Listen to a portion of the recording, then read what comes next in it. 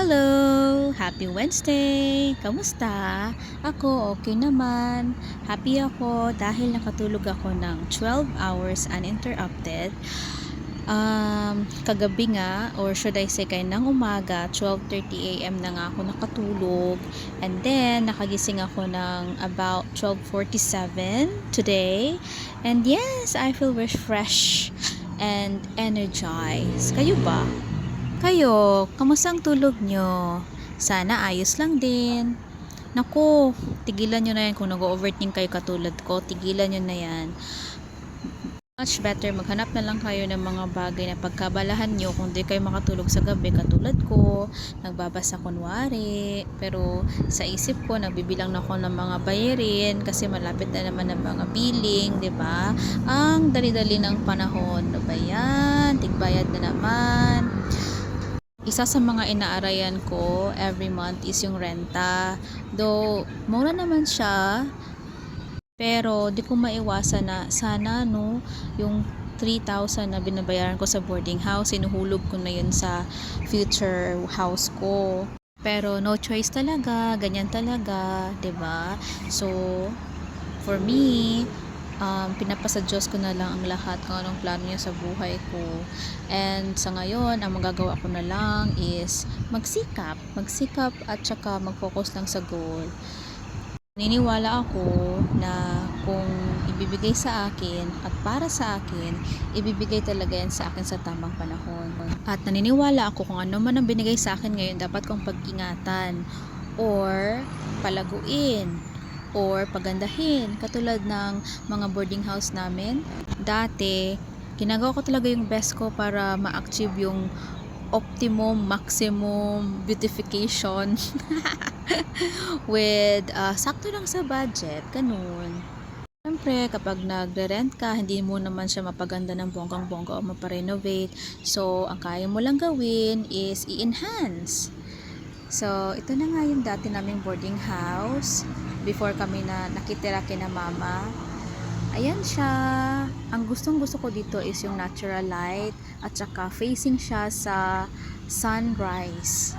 Ano ba yung west ba yan or east? Basta something like that, not sure ko. Basta ayun, every day, every morning nakikita ko yung anak ko sa kusina naman. Ito yung itsura ng kusina. And then, eventually, kahit pa paano, napakaganda ko siya ng paunti-unti. At ang gusto ko nga sa dati naming boarding house is yung sink.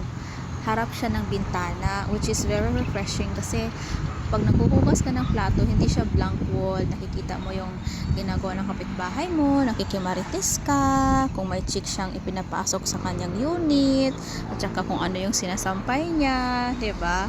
Ganun. Marites. Simple lang itong enhancement na nagawa ko pero sobrang happy ko na ito dito.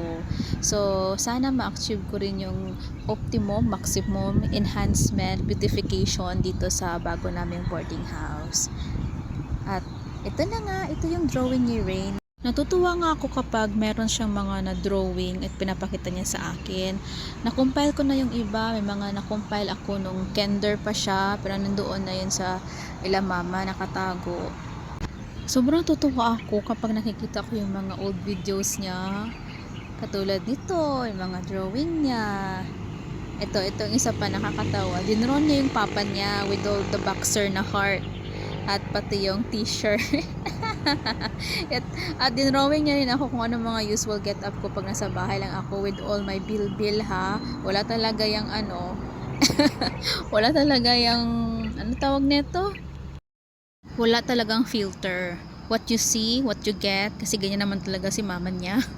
As you can see, nag-aayos na nga yung aking office mate ng kanyang desk. Buti pa siya, masipag siyang mag-ayos. Ako minsan, depende lang kapag inabutan ako ng kasipagan.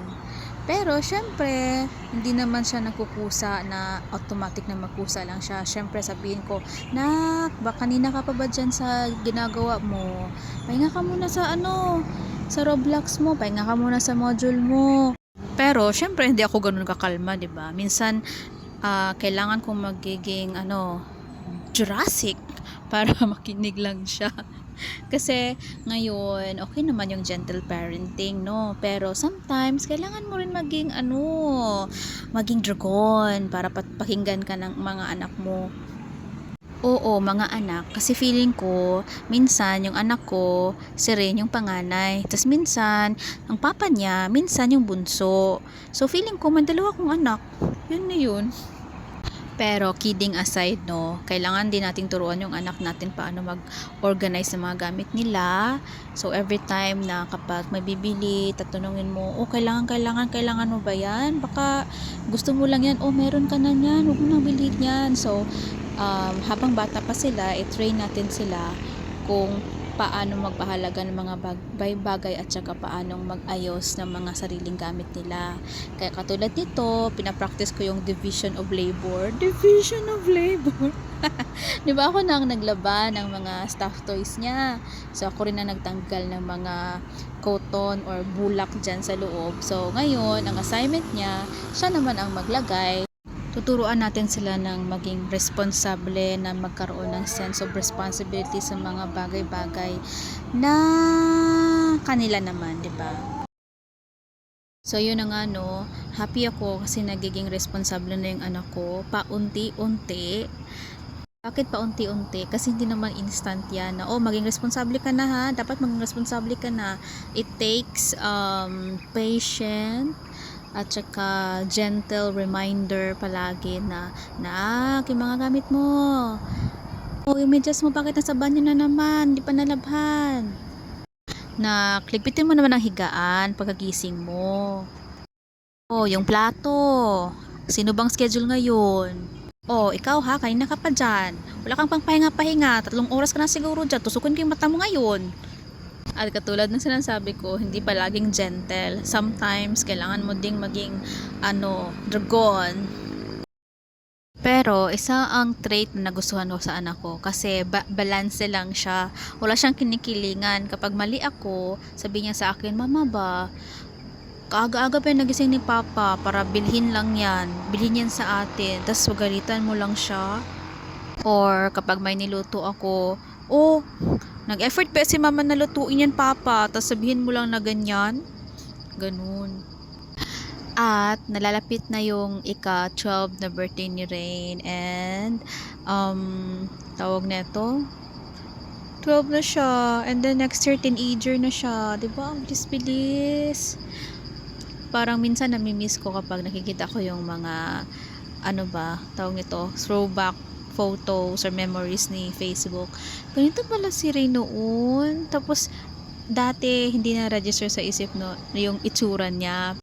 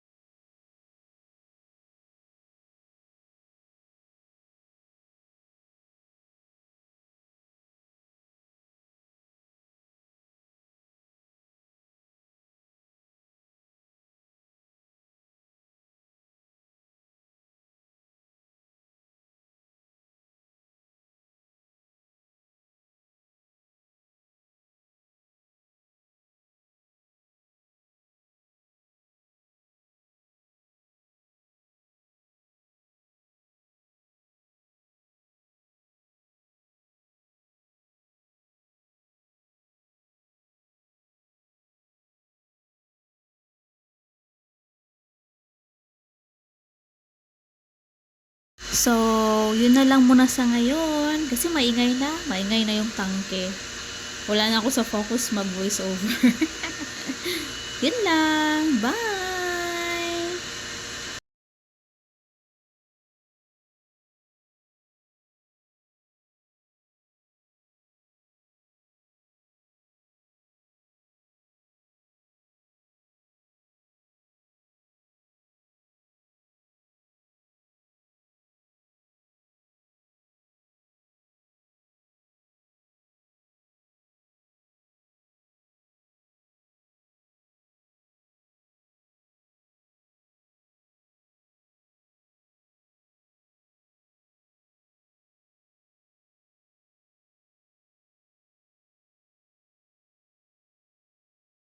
silaw.